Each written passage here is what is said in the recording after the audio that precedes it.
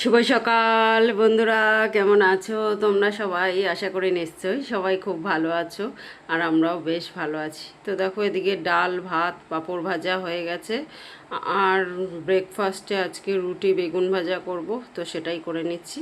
আর তোমাদের দেখাচ্ছিলাম কি বলো তো, চাটুতে রুটি ফোলে কিন্তু চাটুর 12টা বেজে যায়, মানে বাসন মাজতে গিয়ে খুব কসরত করতে হয় তখন।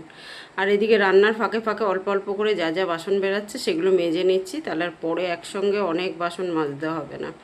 এভাবে একটু বুদ্ধি খাটিয়ে কাজ করলে এই গরমে কাজগুলো করা অনেক সহজ হয়ে যাবে আর তাড়াতাড়ি হয়ে যাবে কাজগুলো।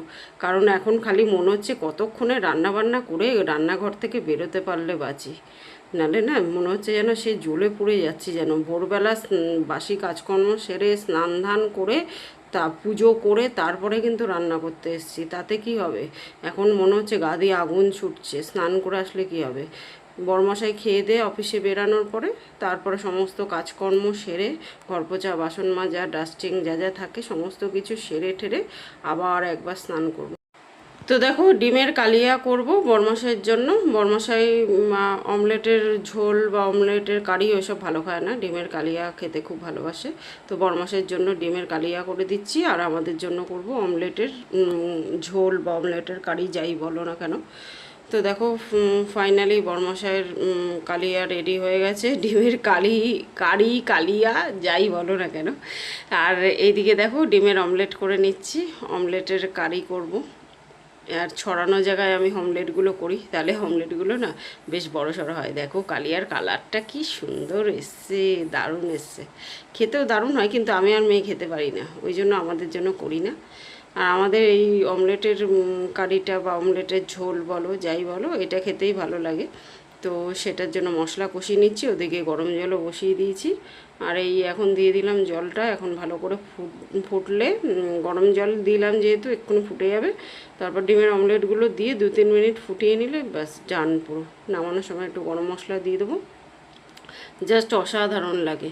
আর প্রত্যেক দিন এখন টক ডালটা করছি, কেন বলো তো, বরমশাই রোদ্দুরে ঘুরে ঘুরে কাজ করে, তো টক আমের টকটা খেলে বা আমের টক ডাল খেলে বাইরের যে গরমটা ভেতরে সেটা প্রবেশ করতে পারে না, বাইরের যে লুটা চলছে না শরীরের ভেতরে সেটা প্রবেশ করতে পারে না, ভেতরটা ঠান্ডা থাকে। তো ওই জন্য প্রত্যেক দিন হয় আমের টক বা আমের ডাল এগুলো করছি। তো ওই জন্য নাহলে ডিমের কারি করেছিলাম, ডাল করার দরকার ছিল না। আমাদের ঘরে খুব একটা ডাল কেউ ভালো খায় না, কিন্তু গরমকালে প্রত্যেক দিন করছি। তো দেখো, কাজের ফাঁকে ফাঁকে রান্নার ফাঁকে ফাঁকে বাসন মেজে নিয়েছি, তাও তোমাদের দেখালাম কত বাসন বেরিয়েছে দেখো এখনও রান্নার পরে।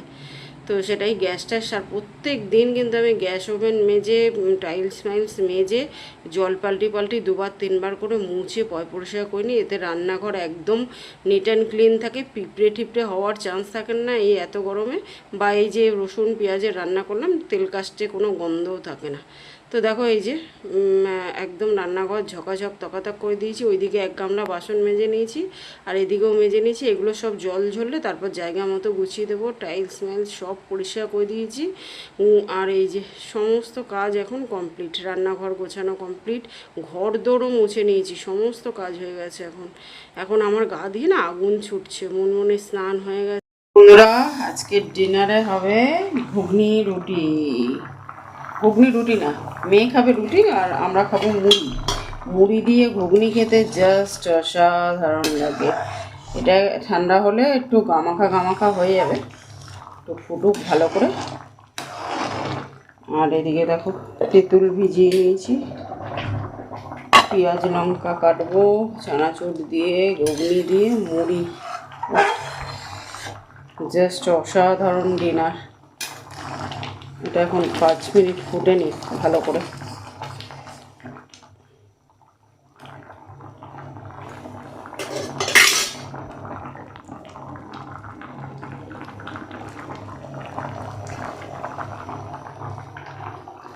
পুরো ডান হয়ে গেছে, আর একদম গামাখা হয়ে গেছে, বুঝতে পারছো তো? এই যে একদম ঘন ঘন হয়ে গেছে। চলো এবার ঘুগনির যে আসল মশলা, যেটা ছাড়া ঘুগনি অসম্পূর্ণ। ঘুগনি কিন্তু একদম পারফেক্টভাবে সিদ্ধ হয়েছে, দেখো,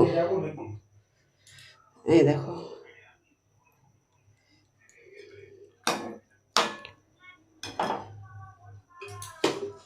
তো দেখো এই যে পেঁয়াজ লঙ্কা কেটে নিয়েছি, আর এই যে টক জল, যেটা ছাড়া ঘুগনি অসম্পূর্ণ, সেটা দিয়ে দিলাম।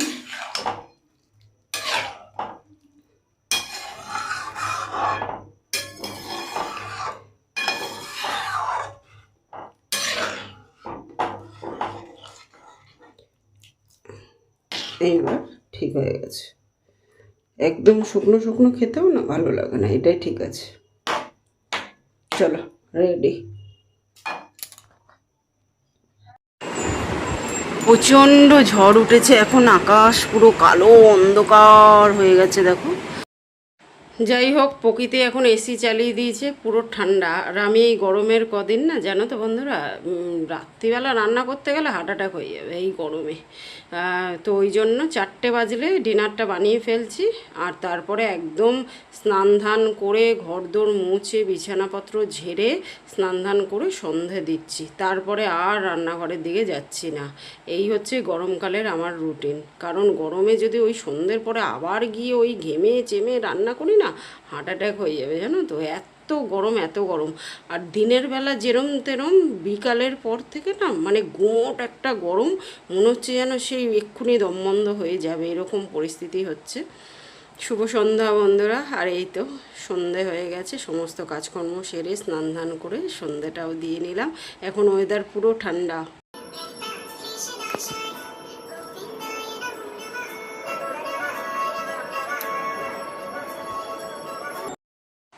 বৃষ্টিটা 5 মিনিট হয়ে, খুব জোর বৃষ্টি নামলো, 5 মিনিট হয়ে বন্ধ হয়ে গেল, কিন্তু ওয়েদার পুরো ঠান্ডা করে দিয়েছে। বাইরে দিয়ে এখন ঝড়ের মতো হাওয়া বইছে।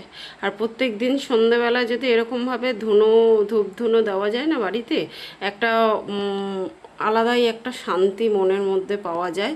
আর চারিদিকে মনে হয় পজিটিভ শক্তিতে ভরে গেছে। যত নেগেটিভ শক্তি বা কেউ যদি কোনো কিছু খারাপ করারও চেষ্টা করে, সে সমস্ত কিছু কেটে যাবে প্রত্যেক দিন সন্ধ্যেবেলায় যদি এভাবে ধূপধুনো দেওয়া যায় বাড়ির চারিপাশে। তো আমি সেটাই করি, কারণ ভালো করার থেকে খারাপ করার লোকের তো অভাব নেই, খারাপ করার লোক প্রচুর আছে। তো ওই জন্য সকাল সন্ধ্যে ভালো করে পুজোটা যদি দিতে পারা যায় না ঘরে, তাহলেই কিন্তু যে যতই ক্ষতি করার চেষ্টা করুক, আর তাতে কোনো কাজ হবে না। আমি এটা বিশ্বাস করি যে কেউ কারোর ক্ষতি করার চেষ্টা করে বা যদি করেও থাকে, তাতে কোনো লাভ হয় না, আলটিমেটলি নিজেরই ক্ষতি হয়।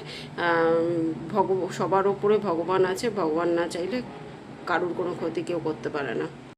তো দেখো সন্ধ্যের পরে এত হাওয়া দিচ্ছে, আমি একটু জানলার সামনে দাঁড়িয়ে হাওয়া খেয়ে নিলাম। গরমের মধ্যে দইয়ের ঘোল বানাচ্ছি।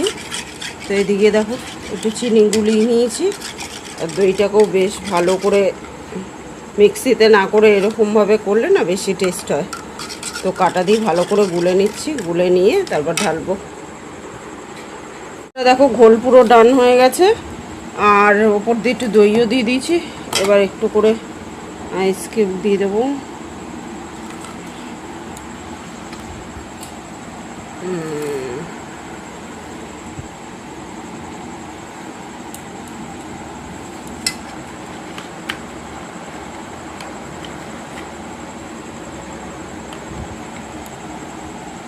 তো দেখো পুরো ডান হয়ে গেছে।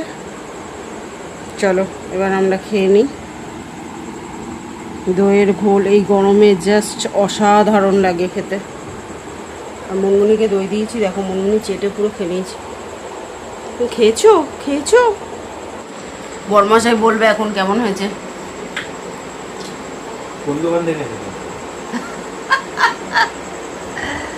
তোমার বউয়ের দোকান থেকে।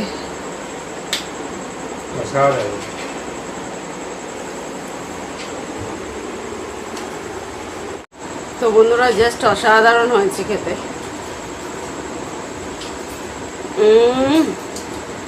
দারুণ লাগছে। এটা সকালবেলা খেলে বেশি ভালো হতো, কিন্তু সকালবেলা ওরা থাকে না, ওরা মানে বরমাশাই থাকে না, ওই জন্য। তো চলো বন্ধুরা, আজকের মতো এই পর্যন্ত। দেখা হবে নেক্সট ব্লগে। ততক্ষণের জন্য সবাই খুব ভালো থেকো, সুস্থ থেকো। আর আমার ভিডিওগুলো ভালো লাগলে লাইক শেয়ার কমেন্ট করে চ্যানেলটাকে সাবস্ক্রাইব করে দিও। তো আজকের মতো আসি বন্ধুরা, টাটা।